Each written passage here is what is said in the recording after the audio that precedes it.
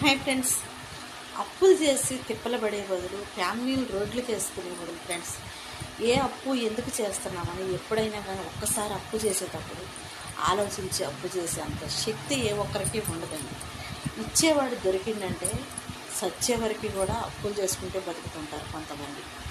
అలాంటప్పుడు తిరిగి ఇయ్యగలిగే శక్తి ఉందా లేదా అని తెలుసుకొనియటం 100కి 99లో 1% ఆలోచించండి. ఏం పని చేస్తే మనకు తిరిగి ఇవ్వగలుగుతాం అనే దానికి ఒకటి అర్థం చేసుకున్నాను. రెండోది ఫ్రెండ్స్, ఫ్యామిలీలో కష్టం వచ్చినప్పుడు భర్త భార్య ఇద్దరు కలిసి వచ్చి మీకు సంతకాలు చేసినప్పుడు ఒక నోట్ అనేదో లేదా ఒక అగ్రిమెంట్ అనేదో రాసుకున్న తర్వాతనే అప్పు అనేది ఇవ్వటానికి ప్రతి ఒక్కరు కూడా ముందుకు రండి.